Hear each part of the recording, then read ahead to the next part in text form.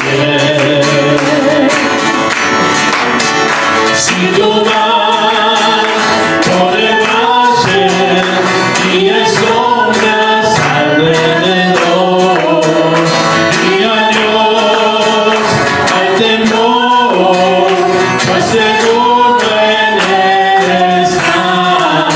Él prometió nunca dejarte ni abandonarte. Él no mentirá, bueno es Dios, siempre fiel. Puso un canto nuevo en mi corazón. Bueno es Dios, siempre fiel. En la oscuridad brillará su amor. Bueno es Dios, siempre fiel. Y tú vas.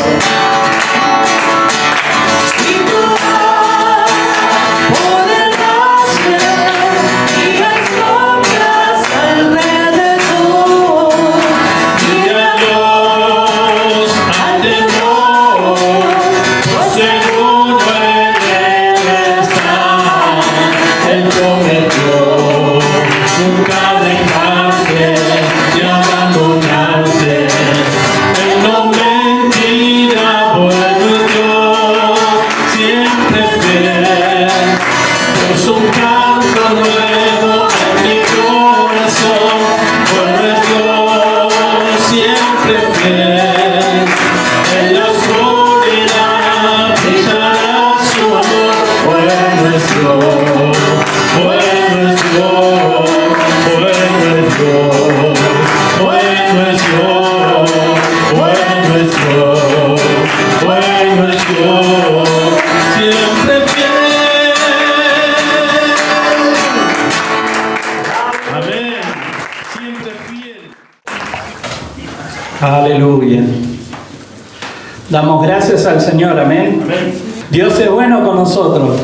Un día más que Él nos regala, que podemos estar juntos, que podemos tener un lugar, que Dios nos ayuda a estar resguardados. Qué importante es poder ser un hijo agradecido. Amén. Aleluya. Quisiera compartir algo que me impactó de una lectura. Es como en la semana uno hace devocionales, amén. Lee la palabra, lee artículos y justamente uno de los devocionales que estaba leyendo es como que hacía una reflexión acerca de la duda y cómo todos podemos llegar a pasar por momentos de duda. Todos podemos pasar por momentos de incertidumbre o inestabilidad en nuestra fe. Porque a veces, recuerdo a una hermana que decía, yo creía que creía, pero cuando me tocó pasar por una situación tan difícil en mi salud, me di cuenta de que no creía. Y a veces nos pasa, hermano, nos puede pasar. ¿Está dentro de las posibilidades? Sí que está dentro de las posibilidades. Y nosotros tenemos que sacarnos ciertas estructuras religiosas que gestamos en la mente y en el corazón, creyendo de que no nos va a pasar. ¿Por qué? Y porque ya tenemos años en el Señor, tenemos madurez, tenemos un cargo dentro de la iglesia. Pensamos que esas cosas son para otra gente, para otra iglesia, no para nosotros. Pero en realidad, hermano, todos podemos pasar por momentos de duda. Y ahí es donde nosotros necesitamos pedir justamente que el Señor nos ayude. ¿Por qué? Porque momentos de duda podemos pasar. El tema es que nos instalemos en esa duda y eso sí nos va a llevar a comenzar a transitar el camino de la incredulidad. Y ahí ya entramos en otro terreno, hermano. Pero dudar, todos podemos llegar a dudar en algún momento. Por eso, la duda no siempre es falta de fe, sino que también puede llegar a verse como una oportunidad para replantearnos algunas convicciones y tomar decisiones de cambio. Porque hay momentos en que uno puede ser como hasta sorprendido por algunas situaciones, donde te llevan en un primer momento a decir, bueno, ¿y acá dónde está Dios? ¿Podemos llegar a pasar por eso? Y sí, a veces podemos llegar a pasar por eso. Pero el tema es que yo reaccione a tiempo y tome decisiones de cambio. Entonces, ese momento de duda, yo lo transformo en un escalón para poder ir un poco más alto en mi fe. Y de esto yo quiero compartir en esta mañana, amén. Así que le invito a que pueda abrir su Biblia en Mateo capítulo 28. Mateo 28, del 16 al 20. Son pocos versículos. Dice así: los 11 discípulos fueron a Galilea, a la montaña que Jesús les había indicado. Y cuando lo vieron, lo adoraron, pero algunos dudaban. Jesús se acercó y dijo a sus discípulos: se me ha dado toda la autoridad en el cielo y en la tierra. Por lo tanto, vayan y hagan discípulos de todas las naciones, bautizándolos en el nombre del Padre, y del Hijo, y del Espíritu Santo. Enséñenles a cumplir todas las cosas que les he mandado, y yo estaré con ustedes todos los días y hasta el fin del mundo. Amén. Amén. Fíjense que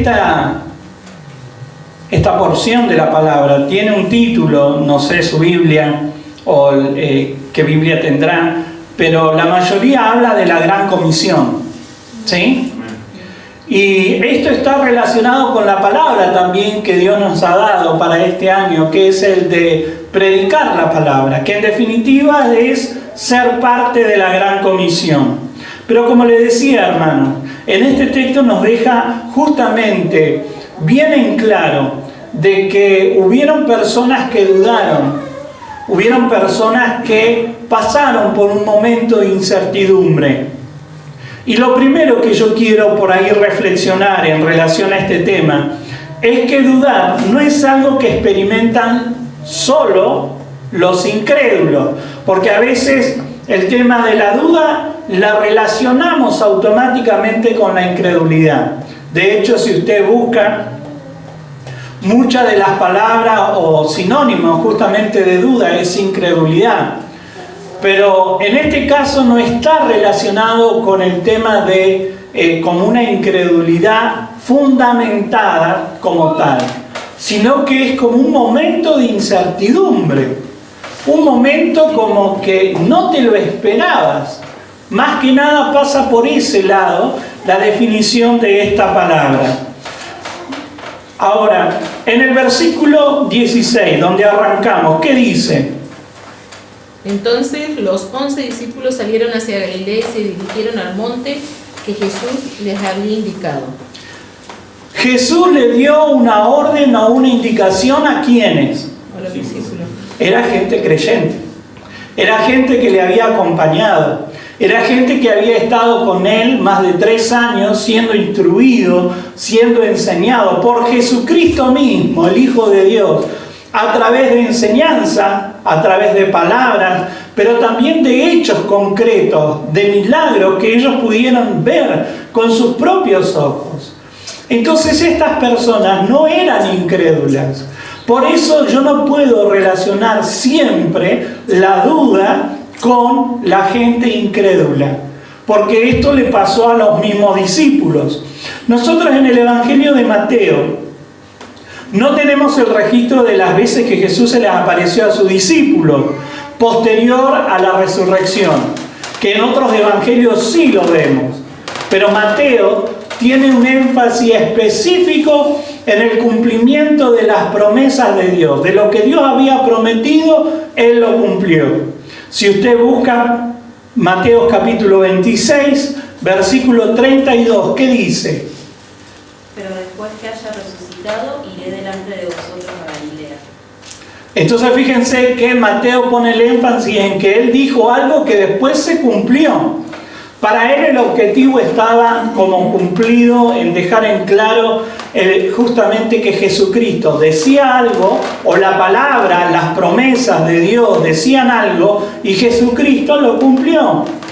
Ahora, nosotros encontramos, por ejemplo, el pasaje de los que iban de camino a Emaús, que se le apareció Jesucristo. Tenemos también justamente otros pasajes más paralelos donde encontramos que el Señor se apareció. Pero fíjese lo que dice 1 Corintios capítulo 15. 1 Corintios 15 del versículo 3 al 6. Yo les transmití a ustedes lo más importante y lo que se me había transmitido a mí también. Cristo murió por nuestros pecados, tal como dicen las Escrituras. Fue enterrado y al tercer día fue levantado de los muertos, tal como dicen las Escrituras. Lo vio Pedro y luego lo vieron los 12. Más tarde lo vieron más de 500 de sus seguidores a la vez, la mayoría de los cuales todavía viven, aunque algunos ya han muerto. Entonces acá nosotros podemos notar, y después Pablo también dice, y a mí también se me apareció como, ¿no es cierto? ¿Podrías leer un versículo más? Sí. Dice, luego lo vio Santiago y después lo vieron todos los apóstoles. Por último, como si hubiera nacido en un tiempo que no me correspondía, también lo vi yo.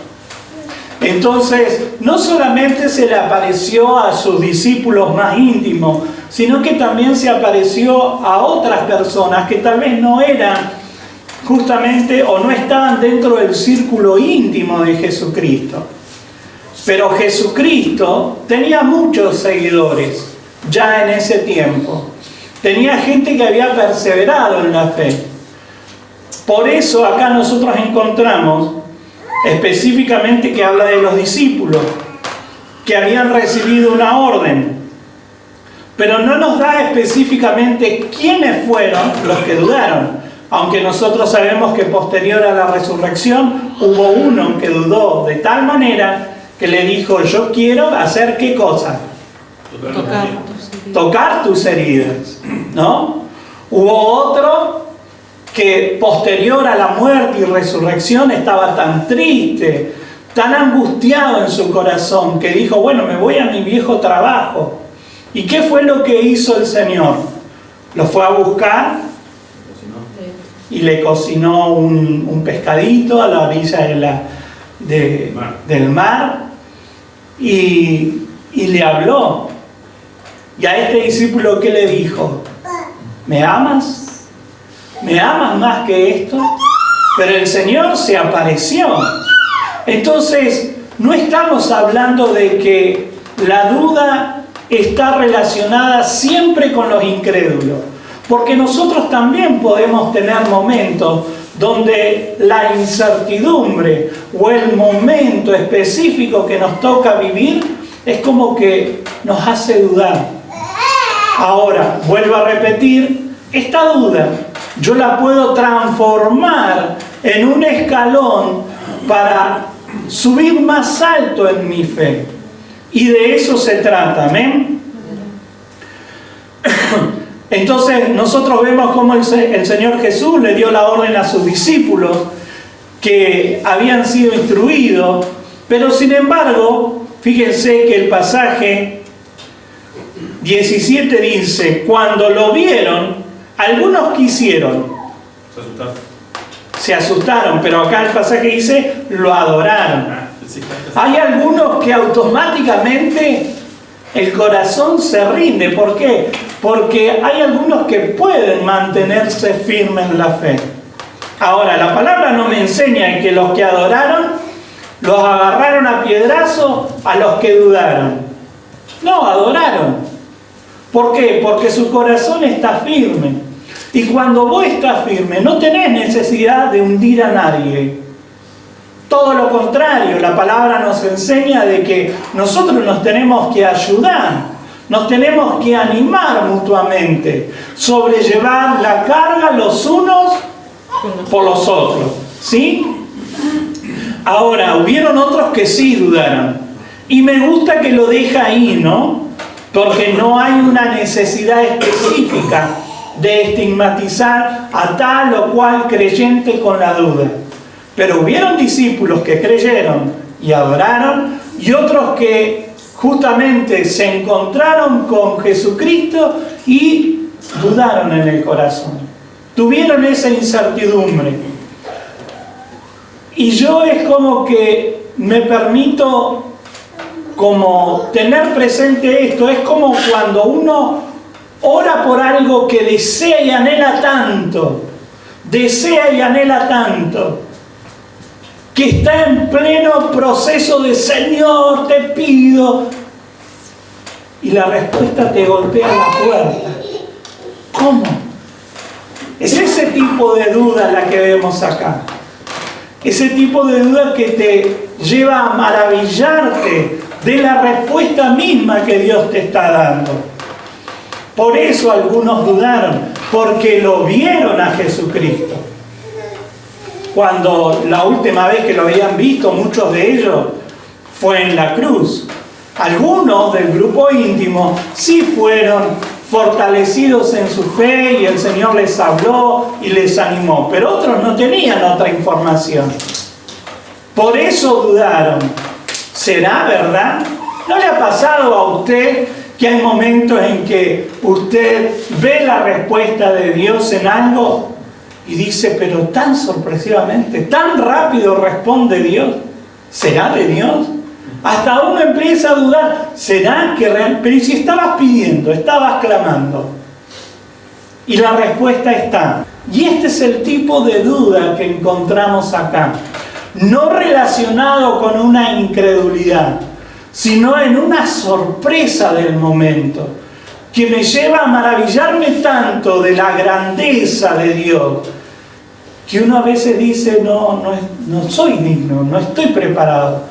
¿Será que realmente esta es la respuesta?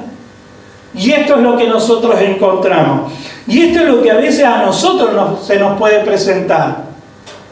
Este momento de incertidumbre, vuelvo a repetir, que me ayuda a crecer en la fe, que termina transformándose en un desafío de fe. Y ahí es donde a veces Dios nos sorprende. Nos sorprende con desafíos de fe, donde yo tengo que aprender a escalar en mi fe, como diciendo, este escalón ya te lo conoces todo, hasta el siguiente. Y saben que nosotros tememos por naturaleza a lo desconocido. Es parte de nuestra naturaleza. Yo no sé si alguna vez ha visto un experimento que se hizo de llevar a una persona vendada por diferentes lugares donde se lo hace subir y bajar, y tal vez queda en una plataforma de 30 centímetros a lo que es el suelo.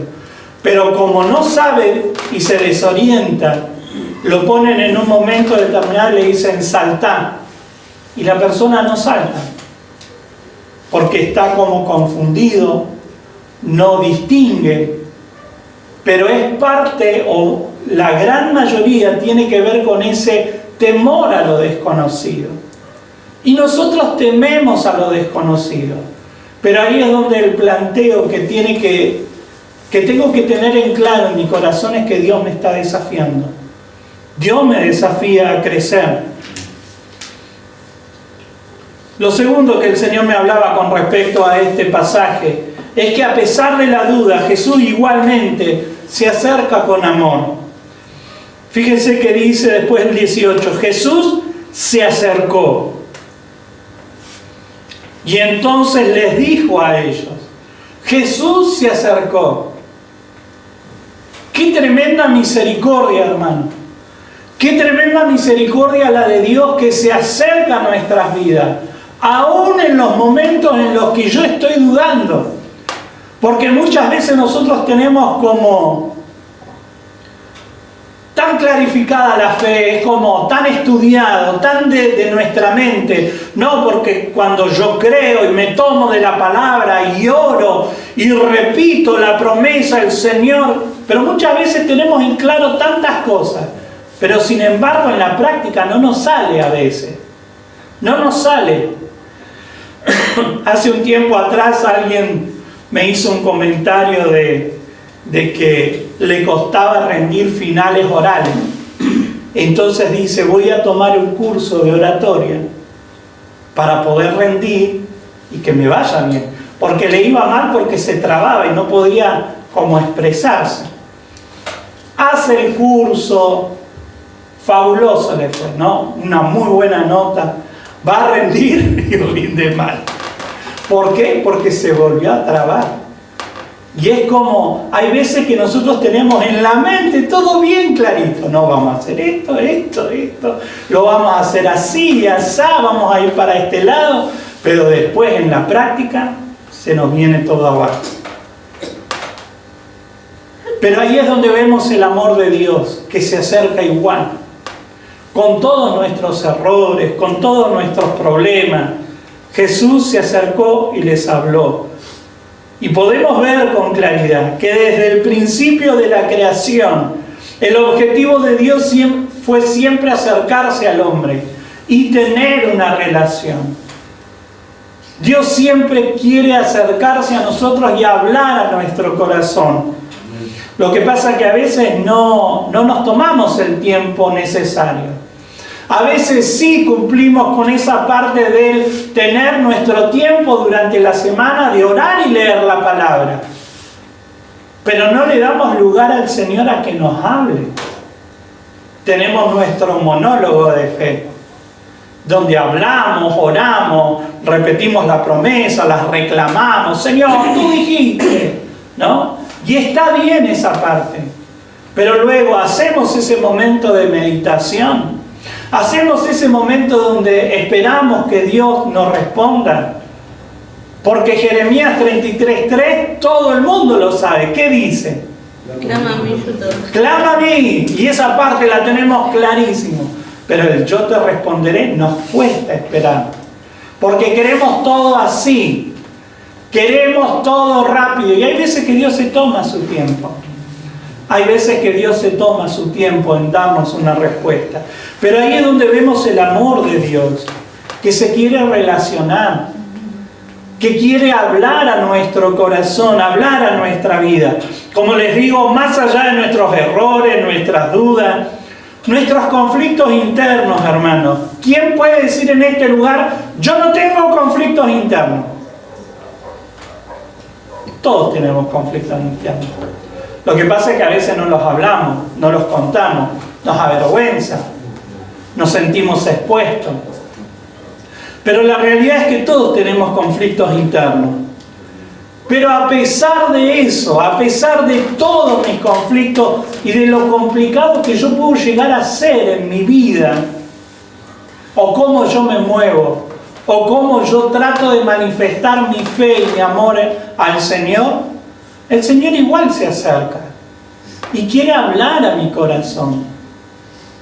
Estas personas le adoraron y les habló, pero también les habló a los que dudaron. Por eso yo puedo, hermanos, entender con claridad de que ahí tengo una oportunidad. Si el Señor les habló a los que dudaron y lo deja plasmado en este pasaje, a mí me está abriendo la puertita para decir, vos también podés entrar. ¿Por qué? Porque yo también a veces dudo. Yo también a veces paso situaciones internas que no sé para dónde correr. Pero aún así Dios se acerca y habla a nuestro corazón. Y siempre quiere hablar a nuestro corazón, porque Él nos ama. Así como se acercó a Pedro, como le decía. Después de haberle negado, después de haber maldecido, después de haber dicho, bueno, me voy a trabajar otra vez, se volvió a su viejo trabajo. Y ahí estaba el Señor a la orilla cocinándole, diciéndole, ¿me amas? Y qué tremendo, hermanos, ser confrontados con el amor de Dios. Una y otra vez, qué bueno es eso.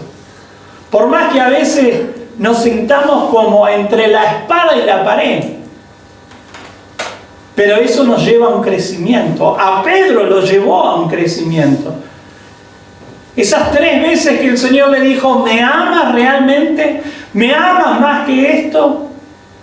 Y el Señor le dio un encargo. Cuida, pastorea, alimenta a mi rebaño, a mis ovejas, a mis corderos, a los más chiquitos, a los más grandes. Dios no es que le dijo, ¿me amas? Y él no respondió y le cortó la cabeza. No es que dijo, hasta acá llegaste. Mira, me cansaste, Pedro. Ese sería un Jesús argentino, ¿no? Un Jesús bien argentino diría, no, listo, con este ya está, no contés más, listo. Ya está, córtele la cabeza. Pero la realidad es que Dios manifiesta su amor en nuestra vida. ¿Qué dice Romanos capítulo 5, versículo 8? Pero Dios mostró el gran amor que nos tiene al enviar a Cristo a morir por nosotros, cuando todavía éramos pecadores. Dice que Él mostró su amor en que siendo aún pecadores, no es que Él esperó que nosotros respondamos, entonces dijo, bueno, este se la juega por mí, entonces a este lo voy a amar. Este viene a la iglesia con el frío y todo, así que yo a este sí lo voy a amar. Al resto, no, dice que aún siendo pecadores. No había ninguna respuesta de nuestra parte, pero sin embargo el Señor ya nos amaba. Él no esperó una respuesta de mi parte. Él me amaba por más que yo le hubiera dicho que no al Señor. Y durante mucho tiempo el Señor quizás se acercó a mi vida y yo le dije que no y no me di cuenta. ¿Y cuánta gente nosotros a veces le hablamos y le predicamos del Señor y sin embargo nos dicen que no? ¿Pero qué hace Dios? Los ama. Por eso, hermanos, yo también tengo que aprender a tener esa mirada que tiene el Señor. Este jueves yo compartía de esto. Poder ver cómo mira el Señor, como ovejas desamparadas, como personas que no encuentran un refugio, personas que están perdidas, personas que no saben para dónde ir, que podamos mirar de la misma manera. Y a veces el enemigo, hermano, dispara saetas de fuego a nuestra mente, haciéndonos dudar de que Jesús quiere hablarnos a nosotros. Como les decía, a veces nosotros pensamos de que el Señor le va a hablar al que nosotros consideramos que es mejor que yo.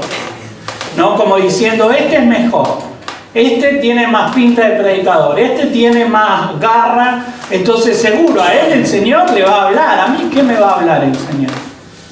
¿No? A veces estamos como el dicho, nos sentimos así, como que yo no corto, no pincho, entonces mi Dios, ¿qué me va a hablar? No, Dios nos quiere hablar. ¿Por qué? Porque nos ama. Porque nos ama. Hermanos, eso de creer que Dios tiene como un amor así etéreo, así como en el aire, como que Dios nos ama, así como una nube que nos... No. Dios manifiesta su amor con hechos concretos. Dios manifiesta su amor queriéndonos hablar al corazón. Y a veces el Señor nos va a hablar como le habló a Pedro, preguntándole, poniéndolo contra la espada y la pared, diciéndole, ¿me ama? ¿Me ama realmente, Pedro? ¿Sí o no? Y hay veces que nosotros queremos como que Dios nos sobe el lomo, ¿no? Como que nos acaricie la espaldita. Que nos acaricie y nos diga, no, va a estar todo bien, ya te va a llegar, yo te voy a subir el sueldo, ya te va a llegar una platita más. Y queremos todo bendición. Como discípulos del Señor, no nos podemos quedar eternamente niños, ¿no? Y hay gente que le gusta esa etapa y se quiere instalar en esa etapa de ser un niño espiritual, de ser un niño donde no le podés hablar muy fuerte porque ya se larga a llorar. O le pedís algo o le da una responsabilidad y ya arrancan para otro lado. No, acá no me quieren. No, porque viste que te exigen mucho. Hermano, la iglesia, si hay iglesia hasta el día de hoy, es por hombres, mujeres, niños, jóvenes, que asumieron un compromiso personal. No hay vuelta.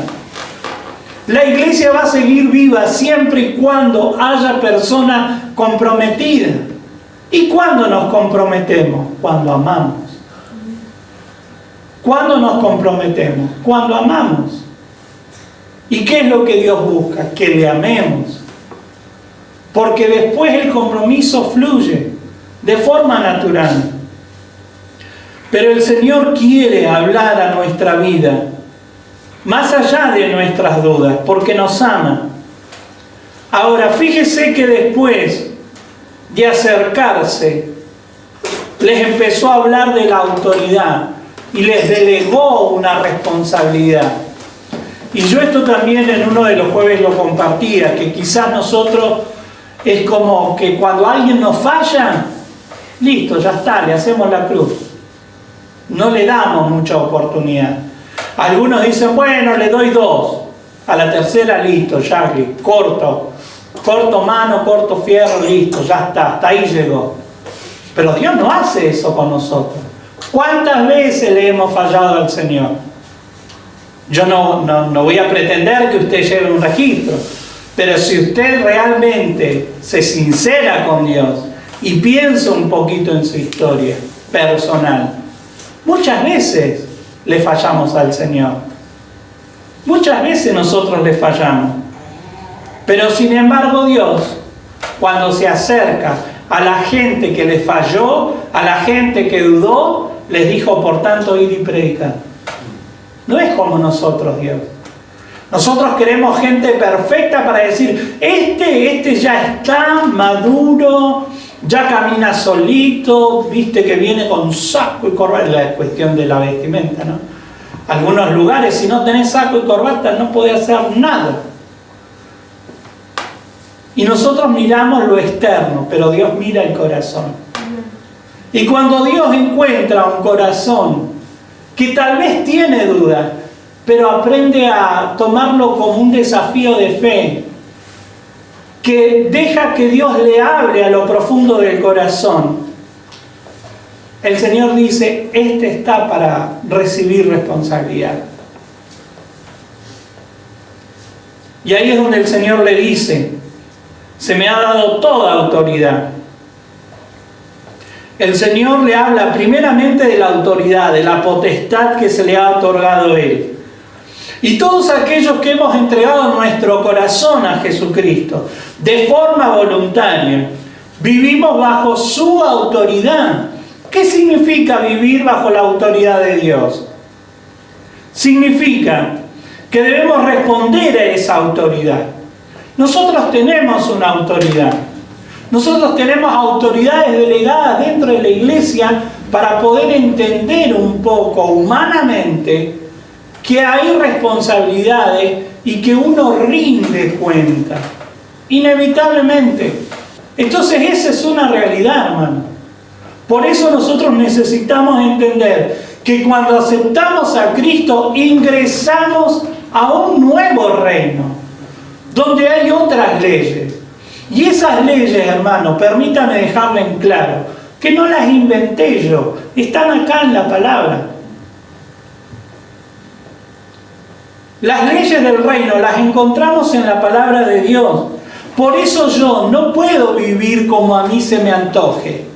Yo no puedo hacer como a mí se me ocurra, porque yo digo, bueno, hoy me levanté así, ¿no? Entonces yo estoy a cargo de una célula, pero hoy me levanté enojado, entonces les grito a todo el mundo y los reto a todo el mundo. ¿Y por qué me levanté cruzado? No, hermano, las leyes del reino son diferentes. Yo no puedo hacer como a mí se me ocurra. Yo me tengo que sujetar a las leyes del reino. ¿Amén? Pablo lo planteaba de la siguiente manera. Fíjese lo que dice Gálatas 2:20. Mi antiguo yo ha sido crucificado con Cristo. Ya no vivo yo, sino que Cristo vive en mí. Así que vivo en este cuerpo terrenal confiando en el Hijo de Dios, quien me amó y se entregó a sí mismo por mí. Entonces fíjense que dice, mi antiguo yo. ¿Qué quiere decir esto? Que cuando nosotros aceptamos a Cristo, hay un antes y un después, como la historia. Un antes y un después de Cristo. En mi vida, cuando yo entregué mi corazón a Cristo, hay un antes y hay un después. Ya no vivo yo, dice Pablo, y lo plantea de esta manera. Ya no vivo yo, sino que vive Cristo en mí. O sea, vivo bajo la autoridad de Dios. comienzo a regirme conforme a las leyes del reino de Dios. Por eso ya no hago las cosas como a mí se me ocurren. O podríamos decirlo de esta manera, ya no me muevo carnalmente, sino que me esfuerzo en vivir una vida del Espíritu, donde todo se apega a la palabra de Dios. Y Pablo dice, lo que ahora vivo, lo vivo en la fe del Hijo de Dios. Por eso, hermanos, nosotros tenemos que entender que no podemos vivir nuestra vida como se nos ocurre, sino que tenemos que vivir bajo la autoridad de Dios. Ahora, cuando yo me sujeto a la autoridad de Dios, el resto fluye. Por tanto, vayan y hagan discípulos. Ya no es una obligación de que me están diciendo, hoy otra vez, otro domingo, viste que siempre repite lo mismo el pastor, que hay que ir y predicar. Pero la realidad, hermano, es que cuando yo entrego mi corazón a Cristo, la gran comisión es para mí. Es para mí. Y no es un costo. No es algo que cuesta horrores. Es algo que fluye. Pero ahí es donde yo tengo que meterme en la obra del Espíritu, como decía Pablo. Lo que ahora vivo, lo vivo en la fe. Por eso nosotros tenemos que tomarnos de la palabra y alimentar nuestra fe en el Señor. Para que haya cosas que no nos cuesten, como antes quizás nos costaba, como o ser buenas personas, no tener actitudes erradas, ¿no? Empezar a vivir una vida diferente. Ahora, yo le hago una pregunta. ¿Qué hubiera hecho usted con un grupo de seguidores que después de 3 años de enseñanza a través de hechos y palabras, dudan del mensaje y de permanecer junto a usted? Si usted se toma el tiempo, ¿no? Como, permítame decirlo así, como maestro ciruela, semana tras semana enseñarle en una célula, que es lo que nosotros hacemos, y después de 3 años, 4 años, ¿no? Y después no responden. Dígame si a usted no le dan ganas de cortar cabeza. Humanamente, sí, te pasa, o pasa en otras iglesias, y a mí. Pero la realidad, hermano, es que está dentro de las posibilidades. Pero ahora, Jesús no cortó cabeza. Por eso yo me tengo que sujetar al ejemplo de Jesús, y no a lo que yo quiero, lo que yo anhelo, o lo que a mí se me pasa o se me cruza a veces por la cabeza. Por eso uno tiene que buscar el tener el mismo corazón que Jesús, que después de encontrarse con este grupo de los que dudaban, los puso a la par de los que sí creyeron y adoraron al Señor, y les dijo, por tanto, id y predicad. Id y predicad. Por eso, más allá de nuestras dudas personales, de creer si estamos o no a la altura de esa responsabilidad, debemos de ser obedientes a la palabra de Dios. Y que el Señor nos ayude en este tiempo. Hermanos, estamos, el otro día lo compartía con los hermanos del día jueves, estamos como transitando ese texto que dice, va a llegar un tiempo de guerras y rumores de guerra. Pero después dice, pero todavía no llega lo peor, todavía no es el fin. Pero hermano, estamos en medio de esos tiempos. Estamos en medio de esos tiempos donde vemos, ¿no?, lo que se nos ha enseñado, que el reloj de Dios se está moviendo. ¿Qué estoy haciendo yo? Que el Señor me ayude. Amén. A volver mi corazón a Dios, a pedirle que Él me ayude y a dejar que el Espíritu Santo trabaje en mi vida. Hoy lo necesitamos. Hoy más que nunca necesitamos de la ayuda de Dios. Póngase de pie, vamos a orar.